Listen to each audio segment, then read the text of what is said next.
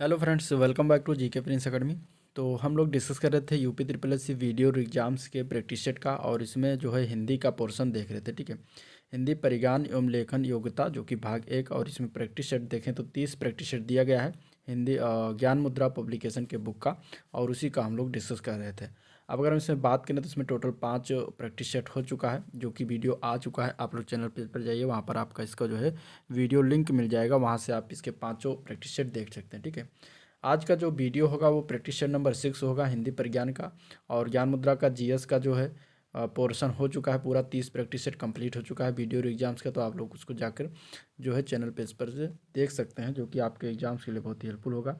तो चलिए आज का वीडियो स्टार्ट करते हैं। स्टार्ट करने से पहले अगर आप लोग चैनल पर नए हुए तो सब्सक्राइब नहीं किया तो चैनल को सब्सक्राइब करें, साथ में अपने दोस्तों में ज़्यादा ज़्यादा शेयर करें। वीडियो पसंद आए तो लाइक करिएगा ज़रूर। ठीक है,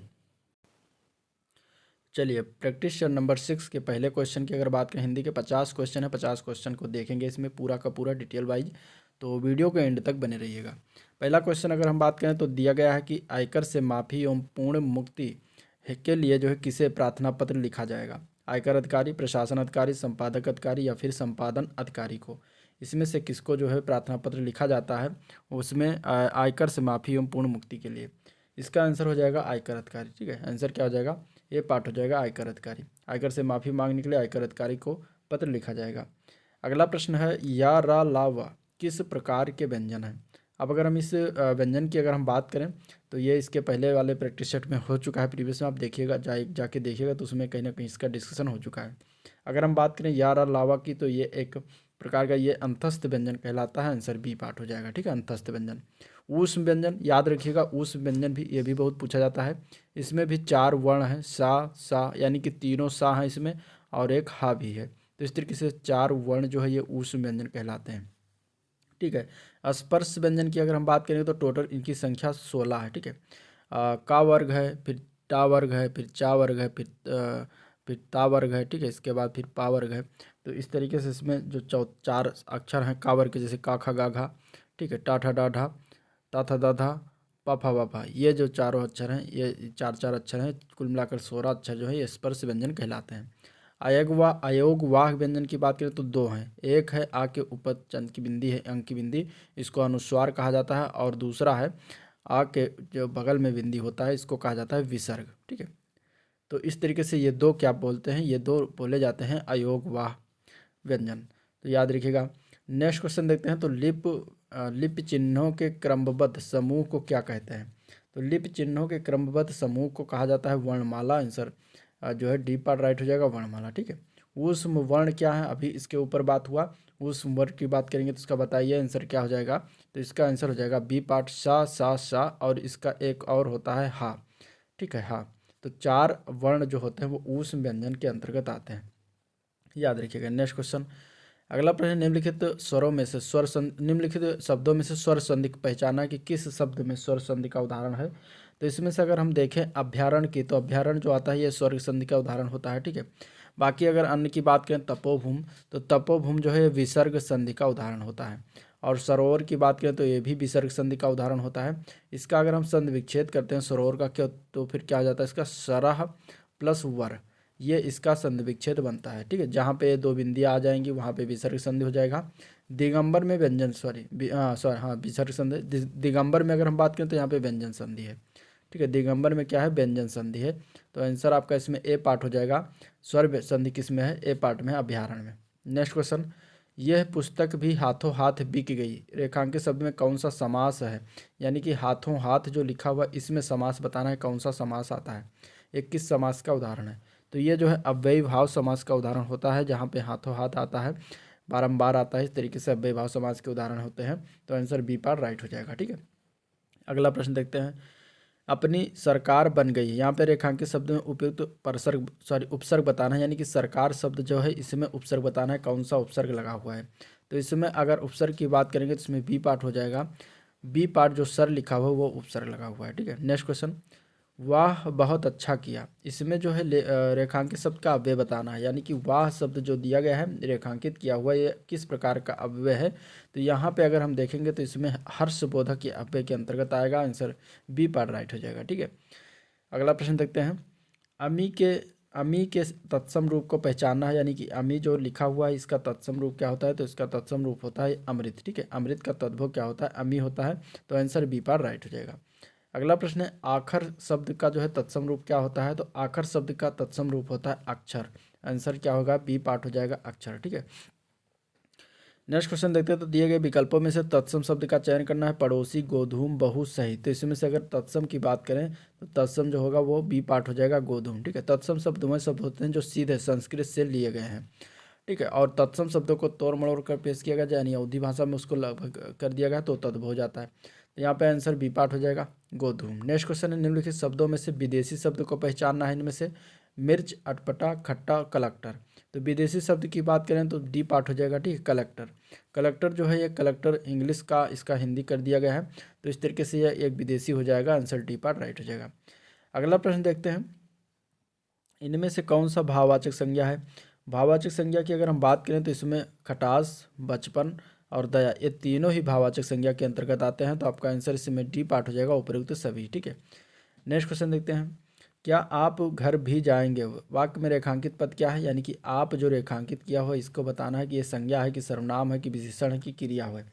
ठीक है, इसमें से क्या हो जाएगा ये, तो आप जो होता है ये सर्वनाम के अंतर्गत आता है। आंसर इसका सी पार्ट राइट हो जाएगा, सर्वनाम। ठीक है, नेक्स्ट क्वेश्चन है निम्नलिखित में से विशेषण को पहचानना है। इसमें क्रोधी, कंटक, चुनौती, राही, इसमें से विशेषण शब्द कौन सा है, तो विशेषण की बात करें तो क्रोधी शब्द जो होता है ये विशेषण शब्द के अंतर्गत आता है। अगला प्रश्न है लड़की जल्दी से लपक कर पकड़ लिया। अब यहाँ पे लड़का जल्दी से लपक कर पकड़ लिया, यहाँ पे जो जल्दी से लिखा हुआ है रेखांकित शब्द बताना है क्या है। ठीक है, क्रिया है कि क्रिया विशेषण है, संज्ञा है या फिर सर्वनाम। इसका क्या होगा आंसर, इसका आंसर हो जाएगा बी पार्ट, क्रिया विशेषण। ठीक है, जल्दी से लपक कर पकड़ लिया, यहाँ पे क्रिया विशेषण यानी कि एक क्रिया की विशेषता बता रहा हो उसको क्रिया विशेषण कहते हैं। तो answer D B part right हो जाएगा। अगला प्रश्न, उसने कटोरा भर दूध पिया, इसका आंसर क्या हो जाएगा, वाक्य में अव्यय शब्द बताइए कौन सा है। ठीक है, उसने कटोरा भर दूध पिया एक वाक्य दिया गया है और इसमें बताना है कि अव्यय शब्द कौन सा लगा हुआ है इसमें। तो अगर हम अव्यय की बात करेंगे तो इसमें भर शब्द जो लगा हुआ है ये अव्यय हो जाएगा, अव्यय के अंतर्गत आएगा। आंसर सी पार्ट राइट हो जाएगा। नेक्स्ट क्वेश्चन है निम्नलिखित में से कौन सा पद विकृत नहीं होता, संज्ञा, अव्यय, विशेषण या फिर क्रिया। अगर हम विकृत की बात करें तो इसमें से कौन सा जो है विकृत मीन्स यूँ समझ लीजिए कि कौन सा किसी भी वाक्य में जो है उसका कोई बदलाव नहीं होता, तो वो होता है अव्यय शब्द। ठीक है, यानी कि लिंग वचन कारक मूल अधिकार उसका मूल रूप ही रहता है, तो वो होता है अव्यय। आंसर बी पार्ट राइट हो जाएगा। कमल सरोवर में खिला है, रेखांकित शब्द का पर्यायवाची इनमें से कौन सा नहीं, यानी कि कमल जो है रेखांकित किया हो तो कमल का हमें पर्यायवाची इसमें से बताना है कौन सा शब्द नहीं है। तो इसमें से अगर देखें तो सत दल जो दिया गया है ये कमल का पर्यायवाची नहीं होता, तो आंसर आपका ए पार्ट हो जाएगा। कमल के पर्यायवाची में सोमरस, रसाल, अम्बु आते हैं। कमल के अन्य पर्यायवाची की अगर हम बात करें तो सरोज होता है, ठीक है, पंकज होता है, नलिन है और अरविंद है। ये सब जो है कमल के पर्यायवाची हैं। अरविंद है, अम्भोज है, ठीक है, अम्भोज के बाद इसमें तामरस हो ही गया, तामरस, ठीक है, तामरस भी कमल का पर्यायवाची होता है और पुष्कर भी कमल का पर्यायवाची होता है। तो ये सारे जो है कमल के पर्यायवाची होते हैं। तो आपका आंसर इसमें ए पार्ट हो जाएगा। ये जो शतदल दिया है ये जो है कमल का पर्यायवाची नहीं होता। नेक्स्ट क्वेश्चन, आप में बड़ा आकर्षण है। अब रेखांकित शब्द का सटीक विलोम बताना, यानी कि आकर्षण का विलोम बताना हमें क्या हो जाएगा। आकर्षण का विलोम होता है विकर्षण, जो कि बी पार्ट में दिया गया है, तो बी पार्ट इसका राइट हो जाएगा। ठीक है, नेक्स्ट क्वेश्चन है युग्म शब्द की कौन सी जोड़ी सही है। इसमें अगर देखें तो युग्म शब्दों में जोड़ी तो धन, धना, पथ, पथा, घन, घाना, अब्ज, अद्ध लिखा हुआ है। तो इसमें से अगर देखें तो ए पार्ट इसका राइट हो जाएगा। धन, धना जो है ये युग्म जो है शब्द की जोड़ी सही है, बाकी सारे गलत हैं। ठीक है, नेक्स्ट क्वेश्चन देखते हैं, भला चाहने वाला के लिए एक शब्द क्या होगा। भला चाहने वाला, इसके लिए वन वर्ड सब्स्टिट्यूशन बताना है, क्या कहेंगे एक शब्द में उसको, तो उसको कहा जाएगा हितैषी। ठीक है, क्या कहते हैं, हितैषी कहते हैं। आंसर इसी पर राइट हो जाएगा। घर के भीतर कुआं है, रेखांकित शब्द क्या है। रेखांकित शब्द इसमें जो भीतर है इसे बताना है कि कौन सा शब्द है, किस प्रकार का शब्द है, क्या है। तो ये एक संबंध बोधक शब्द है। आंसर इसका सी पर राइट हो जाएगा, संबंध बोधक। ठीक है, नेक्स्ट क्वेश्चन, भारत ने विश्व कप नहीं जीता, निम्नांकित में से परसर्ग क्या है। तो इसमें से अगर देखें रेखांकित शब्द में परसर्ग यानी कि ने शब्द जो है रेखांकित किया हो, तो इसमें परसर्ग बताना है क्या है। ठीक है, विशेषण, कर्ता, सर्वनाम, संज्ञा, क्या कौन सा परसर्ग है इसके अंतर्गत, तो इसमें कर्ता है। ठीक है, आंसर क्या हो जाएगा, बी पार्ट हो जाएगा। कर्ता का विशेषण, कर्ता का परसर्ग क्या होता है, ने होता है। तो यहाँ पे जो है भारत ने लिखा हो तो ने शब्द जो हो जाएगा कर्ता का परसर्ग हो जाएगा। ठीक है, अगला प्रश्न है मैं चलती थी, इस वाक्य में मैं का बहुवचन क्या होगा। इसका आंसर क्या होगा, इसके अगर हम आंसर की बात करें तो ए पार्ट हो जाएगा हम। मैं का बहुवचन क्या होता है? हम होता है। आंसर ए पार्ट राइट हो जाएगा।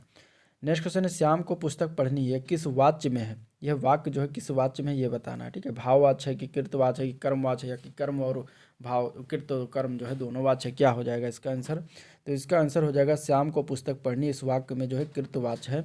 आंसर बी पार्ट हो जाएगा, ठीक है। नेक्स्ट क्वेश्चन, अगरबत्ती की सुगंध से थकावट दूर हो गई, निम्नलिखित में से इस वाक्य में प्रयुक्त काल बताना है, ठीक है।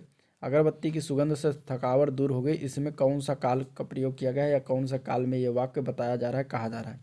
तो ये देखिए, ये थकावट दूर हो गई यानी कि पास्ट इंडेफिनिट का बात हो रहा है, यानी कि सामान्य भूतकाल का बात हो रहा है। आंसर इसका सी पार्ट राइट हो जाएगा, सामान्य भूतकाल, ठीक है। नेक्स्ट क्वेश्चन, निम्नलिखित विकल्पों में से एक वचन शब्द कौन सा है? दर्शन, नदी, घरों, लताओं, इसमें से कौन सा शब्द जो है एक वचन में है?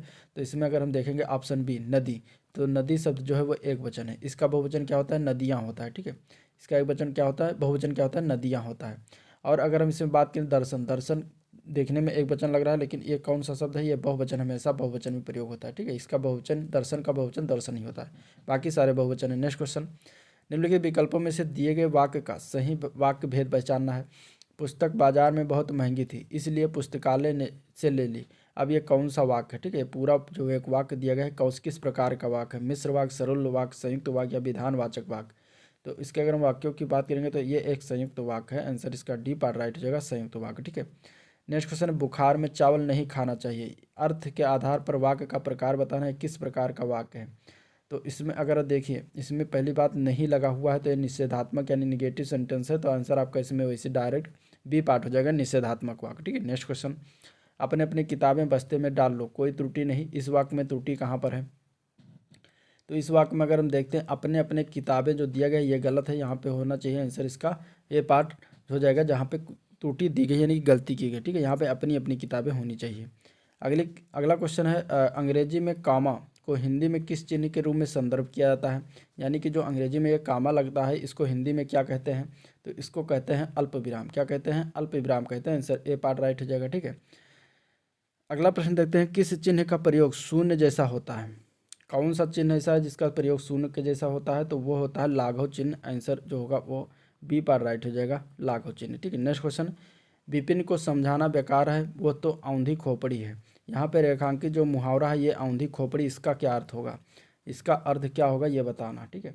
तो इसका क्या मतलब होता है? इसका मतलब होता है निपट मूर्ख। आंसर इसका बी पार्ट राइट हो जाएगा, निपट मूर्ख, ठीक है। नेक्स्ट क्वेश्चन, जहाँ न पहुँचे रवि वहाँ पहुँचे कवि, इस लोकोक्ति का अर्थ क्या होता है?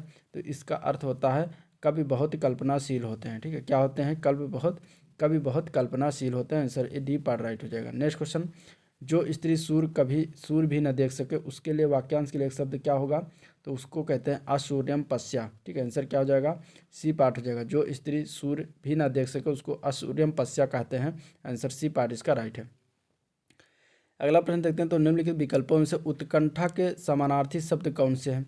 उत्कंठा के समानार्थी की अगर हम बात करें तो उत्सुकता और अभिलाषा, ये दोनों उत्कंठा के समानार्थी होते हैं। तो आपका आंसर इसमें जो होगा वो ये पार्ट राइट है। अगला प्रश्न में बताना है कि निम्नलिखित में से एक पश्चिमी हिंदी वर्ग की बोली नहीं है, कौन सी? कन्नौजी, छत्तीसगढ़ी, ब्रज, खड़ी बोली।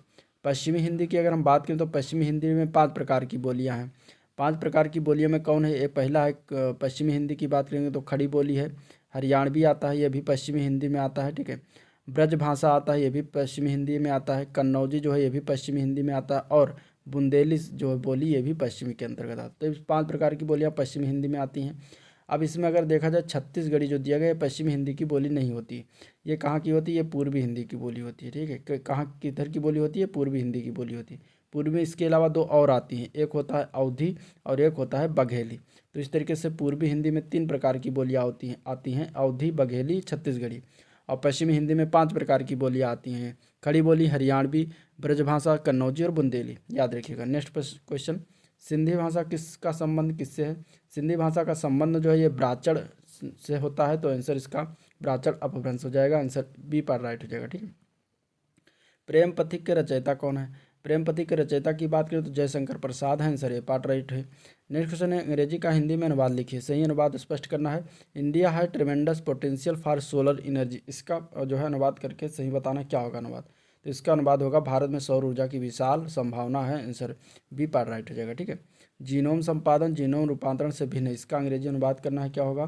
तो genome editing is different from genome modification, ये इसका राइट हो जाएगा, ए पार्ट इसका सही है। ठीक है, अब प्रश्न संख्या 43 से लेकर 46 तक के इस गद्यांश को पढ़िएगा और इसका फिर उसका हमें उत्तर देना है। गद्यांश को आप लोग पढ़िएगा, हम लोग क्वेश्चन की तरफ चलते हैं। पहला क्वेश्चन अगर देखें तो नवीन शिक्षा प्रणाली में व्यावसायिक शिक्षा पर बल दिया जा रहा है ताकि, अब गद्यांश को आप पढ़ेंगे तो इसमें निकल के आएगा आपका आंसर शिक्षितों को रोजगार मिल सके। ठीक है, आंसर क्या हो जाएगा? बी पार्ट हो जाएगा।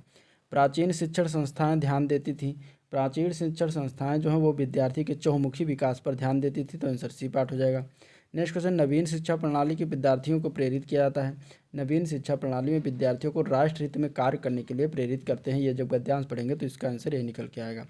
प्राचीन समय में विश्व शिक्षा और संस्कृति का प्रमुख केंद्र था, और वो कौन सा देश था? तो वो था Bharat, answer A part right हो जाएगा। ठीक है, अगला प्रश्न है सिंदूर की होली किस विधा की रचना है? सिंदूर की होली की अगर हम बात करें तो एक नाटक है, आंसर सी पार्ट हो जाएगा। ये किसके द्वारा लिखा गया है? तो ये लक्ष्मी नारायण मिश्रा ने लिखा है। ठीक है, लक्ष्मी नारायण मिश्र के द्वारा जो है ये लिखा गया है, तो इस तरीके से इसका आंसर जो हो जाएगा वो क्या हो जाएगा? सी पार्ट हो जाएगा। नाटक है और लक्ष्मी नारायण मिश्र द्वारा लिखित है सिंदूर की होली। अगला प्रश्न है साकेत किसकी रचनाकृत है? साकेत की अगर हम बात करें तो साकेत जो है ये मैथिली शरण गुप्त के द्वारा लिखा गया, आंसर सी पार्ट हो जाएगा। इनमें से कौन छायावादी रचनाकार नहीं है? तो इनमें से अगर देखा जाए तो राम नरेश त्रिपाठी जो छायावादी रचनाकार नहीं, तो आंसर डी पार्ट राइट हो जाएगा। हिंदी साहित्य के इतिहास लेखन की परंपरा का सूत्रपात किसने किया है? तो ये किया गया है गारसा तासी के द्वारा, आंसर बी पार्ट राइट हो जाएगा। ठीक है, तो ये था आज का ओवरऑल वीडियो जिसको हम लोगों ने देखा। वीडियो पसंद हो तो लाइक करिए, चैनल को अभी तक सब्सक्राइब नहीं किया तो चैनल को सब्सक्राइब कर लें, साथ में बेल आइकन प्रेस करना मत भूलिएगा, और साथ ही साथ अपने दोस्तों में शेयर करना भी मत भूलिएगा। ठीक है, तो वीडियो को एंड करते हैं, कमेंट करके अपना फीडबैक दे सकते हैं। मिलते हैं नेक्स्ट वीडियो में, तब तक के लिए थैंक यू, नमस्कार।